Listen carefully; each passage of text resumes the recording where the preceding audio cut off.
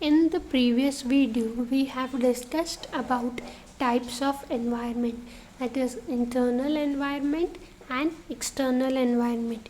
We have also discussed regarding components of internal environment. In today's video, we shall discuss about external environment. Now, what is external environment? Environmental factors that are outside the business unit and which are not in control of a firm are called as external environmental factors.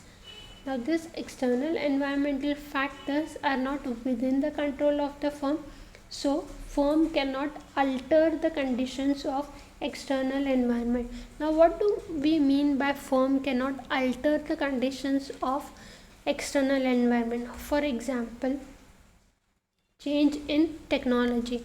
Now, change in technology is inevitable. That is, whether the firm likes it or no, new technology will come in, new competitors will come in. But all these things are not within the control of an business organization. So, all such factors are called as external environment. Now, external environment is further classified as micro environment and macro environment. So let us now study in detail about micro environment. What is micro environment? Environmental factors which are specific and particular to each firm are micro environment factors. Now, when I say specific and particular to each firm, it means that these environmental factors are not applicable to all the firms. These environmental factors vary from one firm to another firm. Now, let us take example of companies selling laptops. So we can see that there are companies like Lenovo, HP, Dell, Acer, Asus who are selling laptops. Now, all these companies are competitors to each other in the business of selling laptop. Another example, let us take companies selling washing machine. Now, there are companies like Samsung, Godrej, Whirlpool who are selling washing machine. So these companies are acting as a competitor to each other. Now, when you take example of firm selling laptops, you can see the competitors are different. When you take example of a firm selling washing machine, the competitors are different. So here you can see these are the factors, they are not specific to a particular company. In the sense, just we took example of the competitors. So you can see there are different competitors for laptops and different competitors for the firm selling washing machine. So like this, micro environmental factors, they are specific only to that particular firm. They are not applicable to all the companies. So this is micro environment. Now let us study in detail about micro environment. First is customers. For every business organization, customers are a must. Imagine a business organization without customers.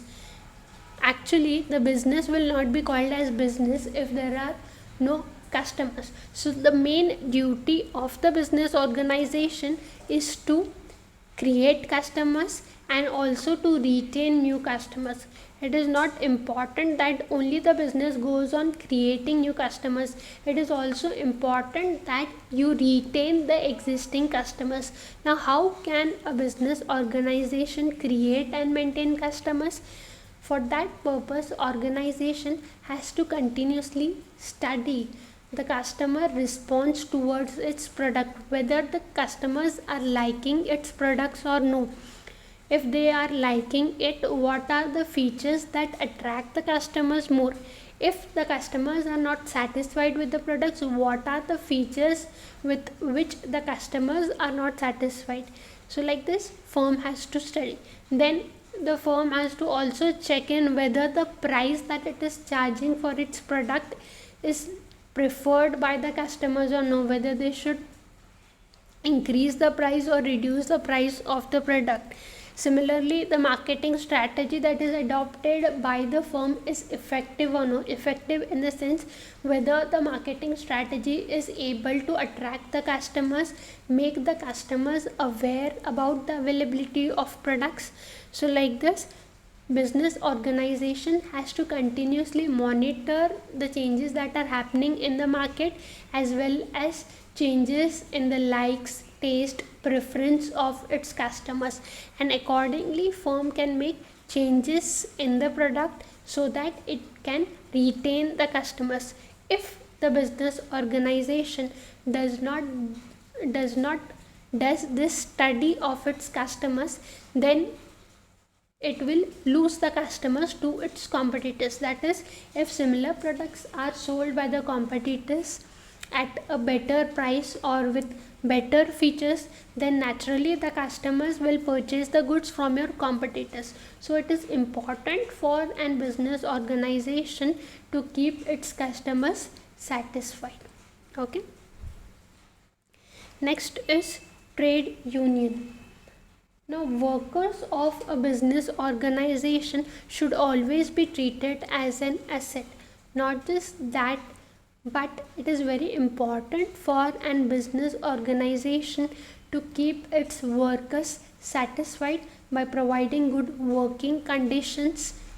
Apart from that, company needs to have policies in frame wherein it will provide good salaries to the employees, incentives, bonus, promotions, etc. Because every worker joins an organization with certain expectations of growth in salary, in terms of status, in terms of standard of living. And when the organization supports the worker by providing such good facilities to the workers, then workers are satisfied and they contribute towards growth of the organization.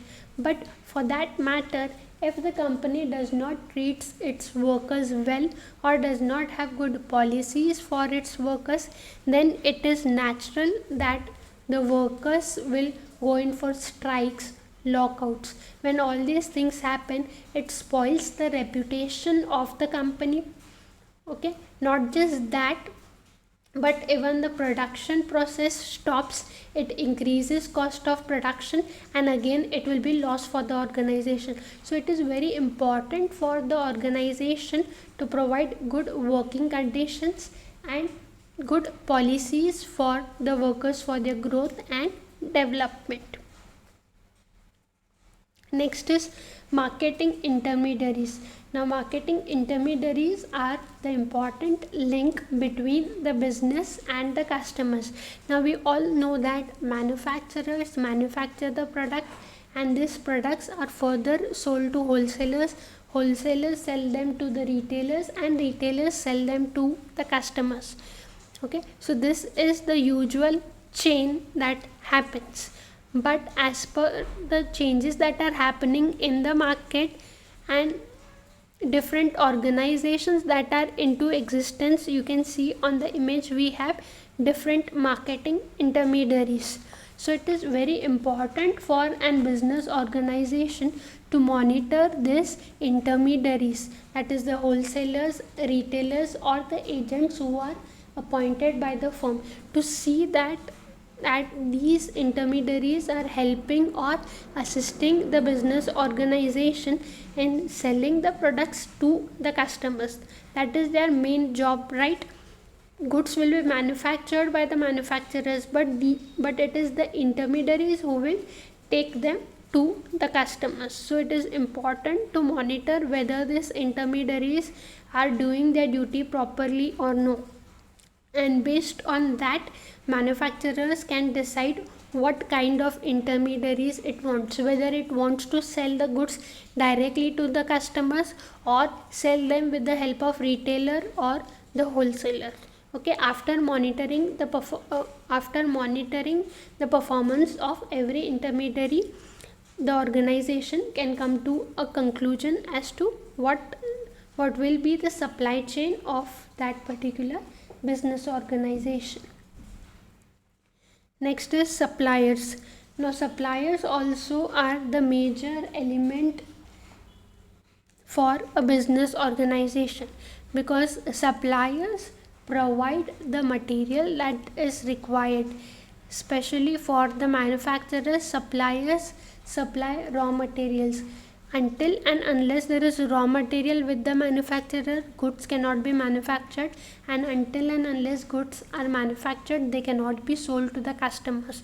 So it is very important that the manufacturer or the business organization maintain good relations with the supplier, so that suppliers can supply the raw materials or the required materials at right time, in good quality, and at right price, because raw materials play a very important role. If the quality of the raw material is not good, then naturally the quality of final product also will not be good. So it is very important that the supplier is chosen very nicely by the firm. Not just that, firm has to also see that it is maintaining proper inventory of the raw materials. That is, raw materials should be available with the manufacturer in the right quantity, not too much and not too less. If the company is having too much of raw material in stock, then the cost of storing that raw material will increase, and if there is shortage of raw materials, then there will be shortage, or you can say there will be time lag in production of goods. So firm has to maintain a balance of having the raw materials in right quantity. That can happen only if the firm has good bonding with the suppliers of the firm. Next is competitors. Now competition is part and parcel of every business.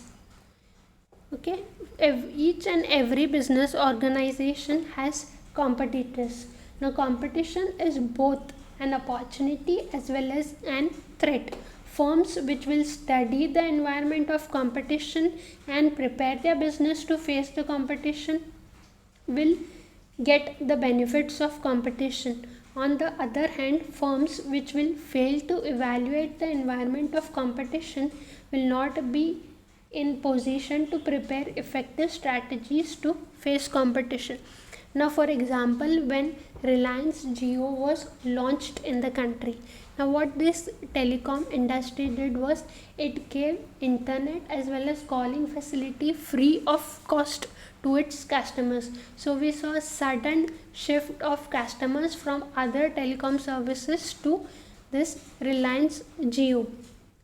So because of the competition, other companies like Airtel, Vodafone, Idea, okay, these companies had to drop down their prices in order to retain their customers. So like this, competition is an important element of micro environment factor, and it is very important for an business organization to check for the strategies that the competitors are adopting for selling their products in the market, in order to survive in the market for a longer period of time, as well as to beat its competitors. Next is public. Now public are different group of people who take interest in the happenings of society, and they protect the interest of people and the society. Now public always keep a watch as to what every business organization is doing, whether it is harming the environment or whether it is opposing the traditional culture of a country. So it is very important for an business organization to satisfy the public. That is, they have to set up their organization in such a manner that environment is not polluted. Okay, apart from that, they have to make arrangements of treating the waste of industries and so on. Not just that, while advertising or marketing the products, they should see that they are not harming the sentiments of the public, because if they do so, then cases can be filed against the company by the public who are working for the welfare of the society. So it is important that business organization must think twice before adopting any business strategy or doing something different, so as to not harm the sentiments of the general public. With this, I conclude for today. Thank you.